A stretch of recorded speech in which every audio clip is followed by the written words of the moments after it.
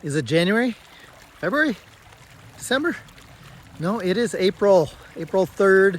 Welcome to Virtually Live 53. There's 53.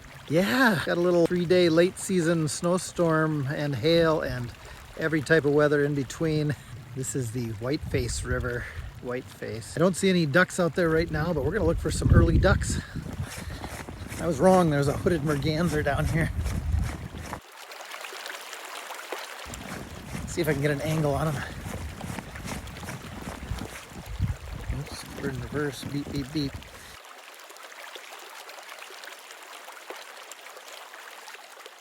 That's cool. Hooded merganser. Half-mile away. I think we can find some closer ones. All right, let's go. I'm gonna poke around the bog, see what I can find. The lope slide, lope glide tracks of an otter.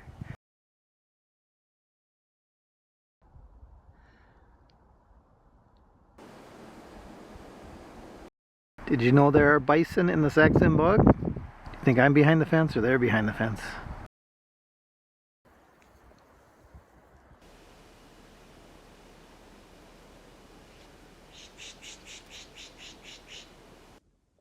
Pileated's been working on this tree. And what they want is carpenter ants. And you can see they're getting down into the core of the tree where those burrows, those are the burrows of carpenter ants. So when people think, oh, this woodpecker is killing my trees, well, the carpenter ants have already done it. So it's not the pileated's fault for killing trees. It's the carpenter ants. But hey, that is part of the natural way of things. The willows are turning red. That's a sure sign of spring.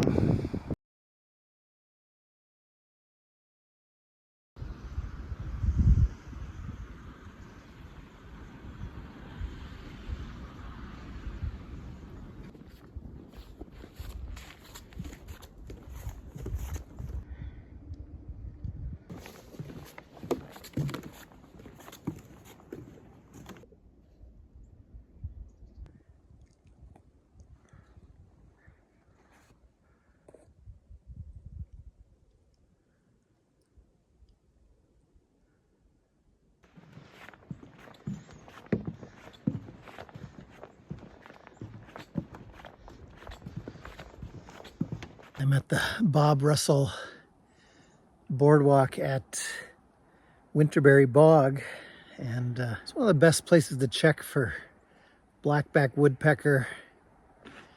Not going to guarantee it, ever, but a good place to walk, and it's a loop boardwalk. What is that coming? Something big coming. Hold on.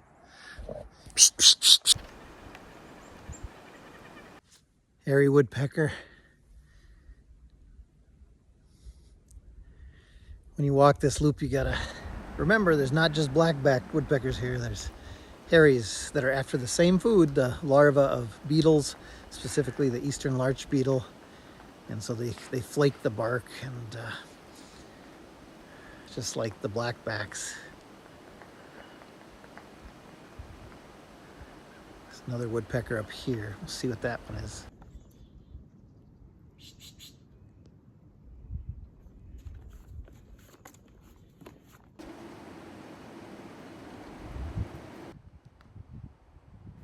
Early April is when the juncos return, and a lot of people consider them kind of backyard songbirds, but their breeding habitat is these remote black spruce bogs across Canada. Sax-Zim Bog is about as far south as they breed. And there was this gorgeous American tree sparrow, should be called the Canadian tree sparrow because they primarily nest near the tree line in the boreal forests of Canada and Alaska too.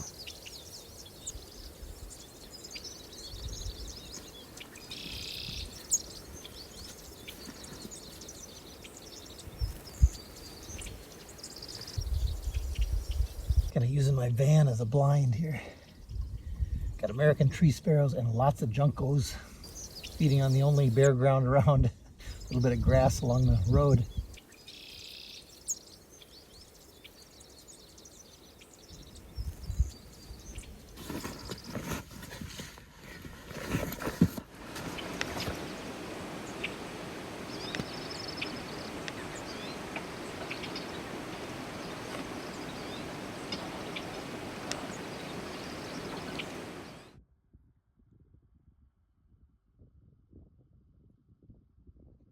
Mink tracks along this creek, Stony Creek, still frozen.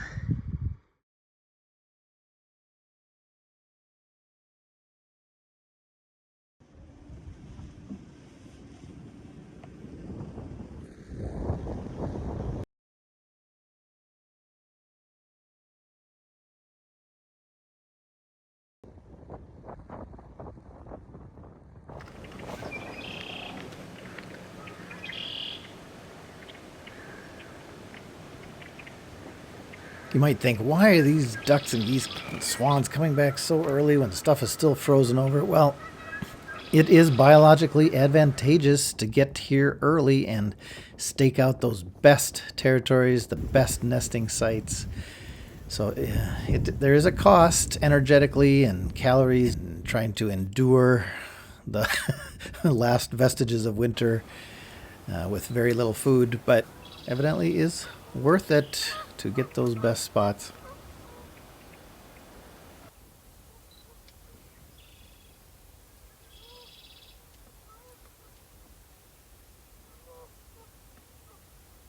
Trumpeter swans.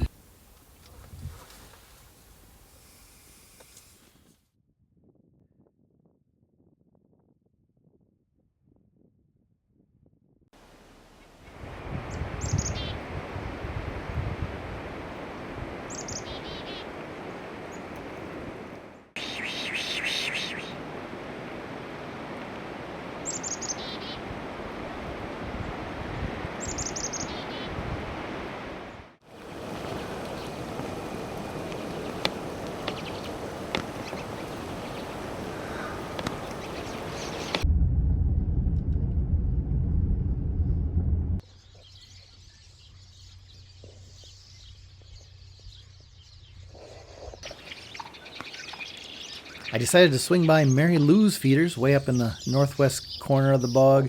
She is one of the brave, the few that feed after spring and braves the bears, etc. But oh, what a cacophony of sounds. This beautiful fox sparrow was there, and hundreds of siskins. And as you might know, they are a feisty lot, constantly battling. Here's a little montage of some of these epic fights. Seems like they're wasting more energy than if they would just tolerate their neighbors and keep feeding, but hey, kind of entertaining to watch.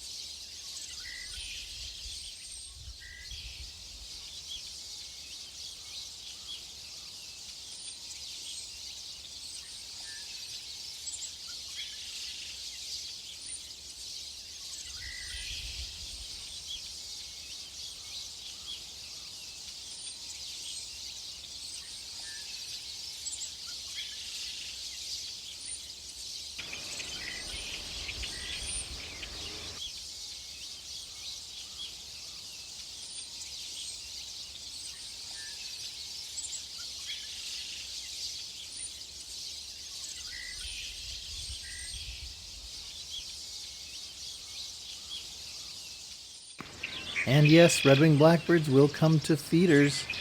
And notice the back of the one on the left here, that's scaling. Well, he's still wearing off the edge of those feathers to reach his full black, glossy black plumage. Here's a photo I took down in Texas in November, and this is what they look like in winter. This is called their formative plumage, and all that buffy, rusty color gets worn off. And that's what reveals the glossy black plumage underneath. And there were a few evening grosbeaks still hanging around. And notice their bill. Their bills turn green in the spring. That's their breeding color. And you can really see it well here in these photos. Mary Lou often has a few that will linger well into spring, and she's even had one bring their babies in later in the summer to the feeders. Pretty cool. Mostly siskins here, but did you notice the 3 other species?